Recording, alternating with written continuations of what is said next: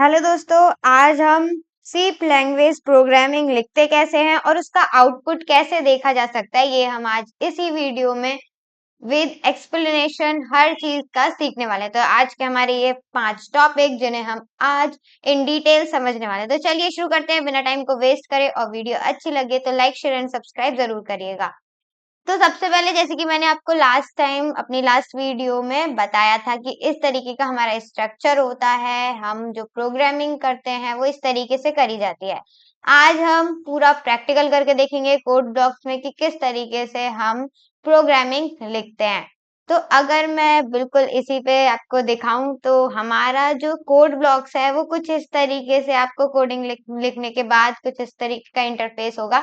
तो मैंने यहाँ पे आपको सबसे पहले क्या लिखना होगा, आपको सबसे पहले हेडर फाइल्स लिखनी होंगी। उसके बाद मेन स्ट्रक्चर जो कि सबसे ज्यादा मेन है, क्योंकि यही एक ऐसी चीज है जहां पर हम अपनी प्रोग्राम को लिखते हैं, देन हम अपना आउटपुट देख सकते हैं। उसके बाद जो भी हमें प्रिंट वगैरह करवाना है वो इसके अंदर लिखते हैं।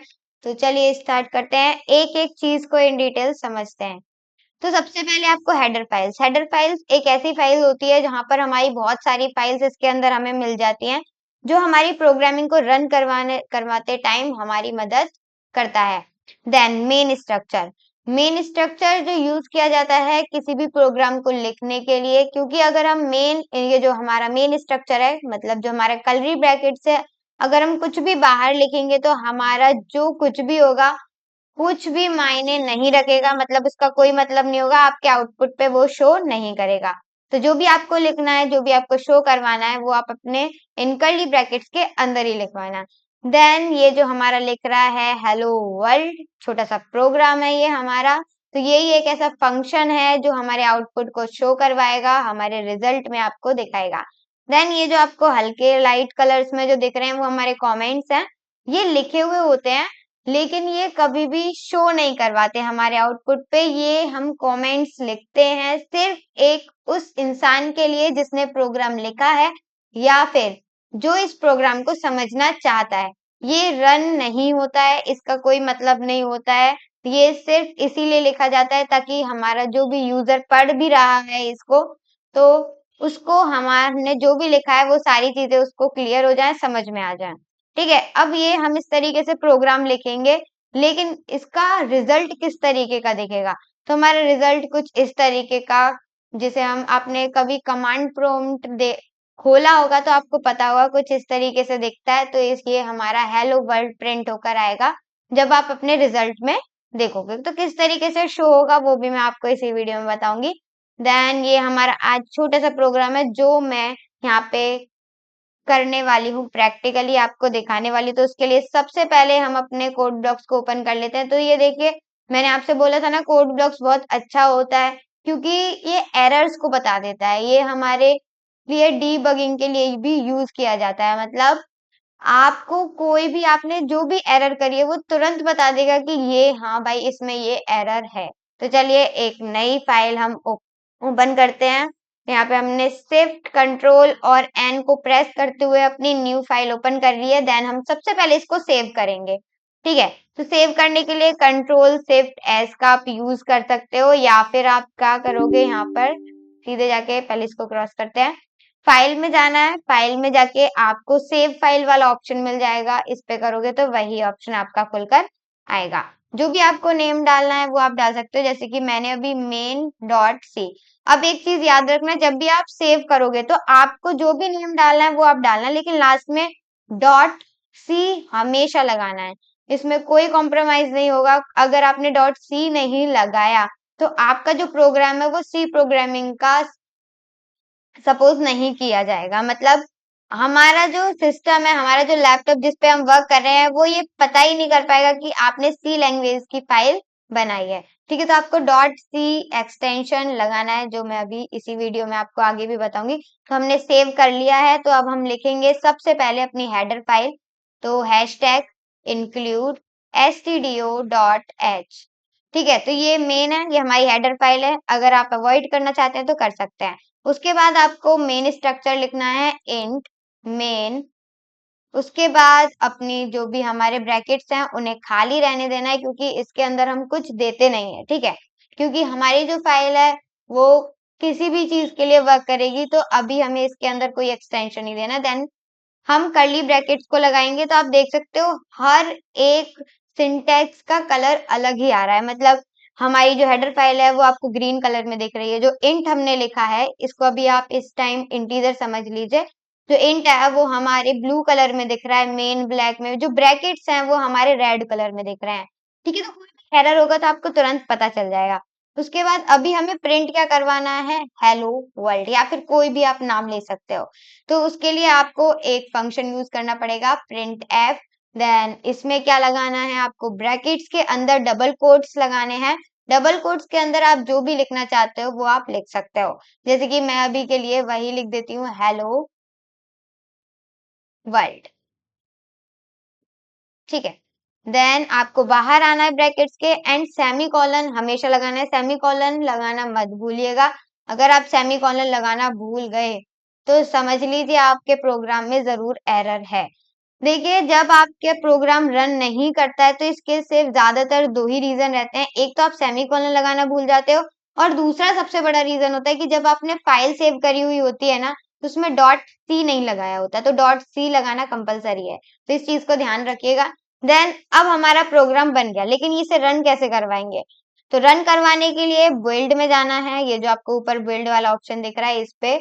उसके बाद आपको बिल्ड करना है। जैसे ही आप बिल्ड करोगे तो बाहर हमारी जहां पे भी हमने फाइल को अपनी जो जो भी हमने फाइल जहां भी सेव करने के लिए हम उसको जगह देंगे, वहां पर वो फाइल बिल्ड हो जाएगी, ठीक है। रन नहीं करवाएंगे, अभी सिर्फ बिल्ड करवाएंगे, मतलब बनवाएंगे, ठीक है। तो एक बार मैं इसको इस तरीके से यहाँ पर चला लेती हूँ। इसको मिनिमाइज करते हैं सबसे पहले, और इसको भी सेटअप करते हैं ताकि आपको दिख जाए कि फाइल हमारी बन रही है। तो जैसे ही मैंने बिल्ड किया, एंड बिल्ड पे जाके क्लिक करेंगे, तो अब आप देखोगे यहाँ पे कहीं भी कौन सा नेम दिया है हमने, मेन। तो मेन नाम की कोई फाइल बनी है या फिर नहीं। अगर इसमें नहीं बनी तो आप अपनी देखना, ये देखिए मेन नाम की फाइल बन गई है यहाँ पर, और main dot O B J होता है ये पूरा, बाकी दिखाई ओ ही देता है, ठीक है। तो मेन डॉट ओ भी दिख रहा है, इससे आपको रिजल्ट मिलेगा। लेकिन जो कंपाइल हुई है फाइल वो मेन, ओनली जो मेन लिखा हुआ है, ये जो हमारी दिख रहा है ये वाली फाइल जो हमारी है बिल्ड हुई है। अब आपको सीधे रन करवाना है, तो आप क्या करोगे, यहाँ पे आपको जाना है बिल्ड पे एंड देन रन। रन पे जैसे ही आप क्लिक करोगे तो इस तरीके से आपके पास आपका प्रोग्राम रन हो जाएगा, और आप अब देख सकते हो कि हेलो वर्ल्ड यहाँ पर प्रिंट हो चुका है। देन नीचे भी आपको बहुत सारी चीजें दे रखी हैं, प्रोसेस रिटर्न, इतने इतने इतने टाइम में प्रोसेस रिटर्न हुई है। उसके बाद एग्जीक्यूशन टाइम, जितना आपको एग्जीक्यूशन लगा है इस प्रोग्राम को एग्जीक्यूट करने के में, तो वो है 0.108 सेकेंड। उसके बाद लिखा हुआ है प्रेस एनी की टू कंटिन्यू, मतलब अगर आप अपने कीबोर्ड से कोई भी की प्रेस करोगे तो ये यहाँ से चला जाएगा और हमारा जो प्रोग्राम है वो खत्म हो जाएगा, ठीक है। बाकी आप एंटर वगैरह या फिर सीधे क्रॉस भी कर सकते हो, लेकिन मैं कोई भी की दबा दूंगी तो वो कैंसिल हो जाएगा, मतलब हमारा जो प्रोग्राम है वो खत्म हो चुका है। अब मान लीजिए मैं इसमें और कुछ भी लिखना चाहती हूँ, ये तो एक स्ट्रिंग लिखी हुई है। अब आप चाहते हो कोई भी नंबर वगैरह हम प्रिंट करवाएंगे, तो उसके लिए छोटी सी चीज हम सबसे पहले समझ लेते हैं। तो हमने यही वाला हमने प्रिंट करवाया था, प्रिंट एफ हेलो वर्ल्ड हमने प्रिंट करवाया था। अब आप देखोगे कि ये क्या लिख रहा है ऊपर, print F use for printing our content. तो ये कमेंट है, कमेंट हम आगे आने वाले टाइम में सीखेंगे। तो शोइंग आपको पता चल गई किस तरीके से हमारा आउटपुट शो होता है। उसके बाद हम देखेंगे फॉर्मेट। अब मान लीजिए आपने जैसे अभी प्रोग्राम बनाया, अब आप चाहते हो कि उसमें हम कोई स्ट्रिंग ना डाल के, मतलब जो हमने हेलो वर्ल्ड लिखा था ऐसा कुछ ना डाल के हम कुछ नंबर वगैरह कुछ पुट करवाएं। तो उसके लिए क्या, तो हम सीधे यहाँ पे ऐसा है कि आप चाहो तो एक बहुत ही अच्छी चीज कर सकते हो। यहाँ पे मैं नीचे लिख लेती हूँ, अगर आपको कुछ भी प्रिंट करवाना है तो आप 2 लिख सकते हो, 3, ये भी प्रिंट हो जाएगा, इसमें कोई प्रॉब्लम नहीं है, ठीक है। लेकिन अब देखिए सीधे एरर दिखा दे, क्योंकि ये स्ट्रिंग नहीं है, इट्स नंबर। क्या है, ये एक नंबर है, ठीक है। तो इस तरीके से अगर आप कुछ और डाल देते हो आगे तो हो सकता है ये प्रिंट हो जाए कई बार, मतलब नहीं होता है कई बार, क्योंकि ये जो है कोई स्ट्रिंग वगैरह नहीं है, इसीलिए हम इसको प्रिंट नहीं करवा सकते। तो आपको अगर कोई नंबर प्रिंट करवाना है तो आप कैसे नंबर प्रिंट करवाओगे, राइट?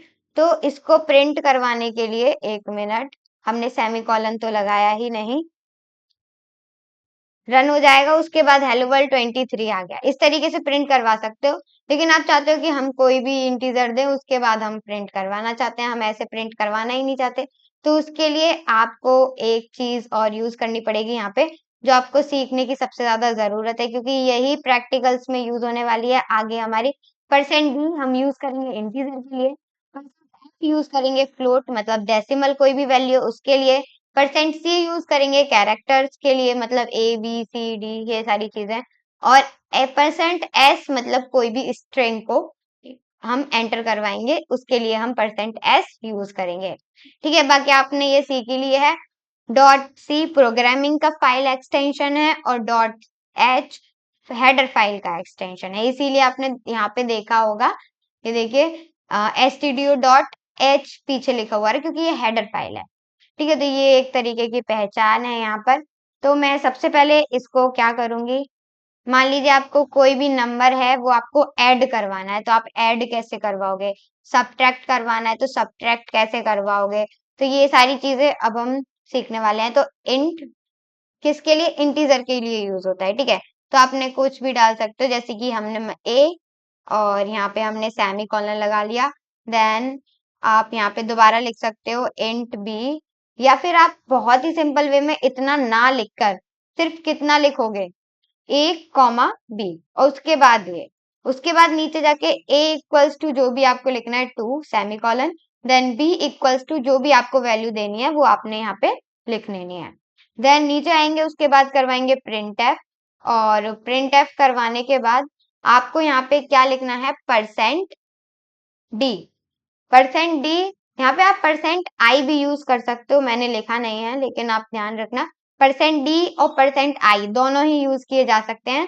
आप इनमें से कोई सा भी यूज कर सकते हो, अभी के लिए मैं परसेंट डी यूज कर रही हूँ। देन आपको क्या करना है, डबल कोट से बाहर आके कॉमा लगाना है, एंड देन जो भी आपको करना है, मतलब ए प्लस बी, इस तरीके से। या फिर सबसे बढ़िया मेथड जो अभी आप सीख सकते हो वो है कि आप एक और क्या बनाओ, एक और अपनी जो भी कीवर्ड आपने जो इंट में वेरिएबल्स डाल रखे हैं वो आपको यहाँ पे डालने हैं। देन आपको यहाँ पे लिखना है ए प्लस बी, देन सेमीकोलन, उसके बाद सीधे यहाँ पे आपको क्या लिख देना है, सी, उसके बाद सेमीकोलन, एंड देन खत्म प्रोग्राम। उसके बाद हम F9 को यूज करेंगे रन करवाने के लिए, और यहाँ पे हमारा दे रखा है, देखिए एरर दिखा दिया तुरंत, क्योंकि हमने सी वेरिएबल इंट में अभी डाला ही नहीं है, हमने डाटा टाइप में डाला ही नहीं है, तो अब हम रन करवाएंगे तो ये रन हो जाएगा।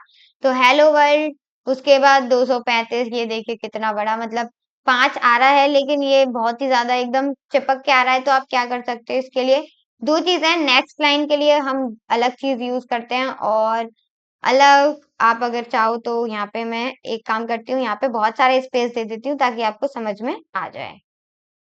F9 करते हैं, अब आप देख सकते हो, ये देखिए 5 यहाँ आया है, तो ये हमारा आ चुका है। 2 + 3 कितने होते हैं, 5 होते हैं। इस तरीके से आप अपने एडिशन, सब्सट्रैक्शन और भी ज्यादा प्रोग्राम आप अपने यहाँ पर बना सकते हो। आई होप आप सभी चीजों को समझ गए होंगे। तो आज की वीडियो में सिर्फ इतना ही, हम नेक्स्ट वीडियो में जो मैंने अभी आपको वर्ड कुछ बोले होंगे, वेरिएबल्स, कांस्टेंट वगैरह, डाटा टाइप भी मैंने बोला है इसमें, तो उनका क्या मतलब होता है, क्या रोल होता है, वो मैं आपको नेक्स्ट वीडियो में इन डिटेल समझाने वाली हूँ। So thank you so much for watching video, and video अच्छी लगी हो तो लाइक, शेयर एंड सब्सक्राइब जरूर करिएगा।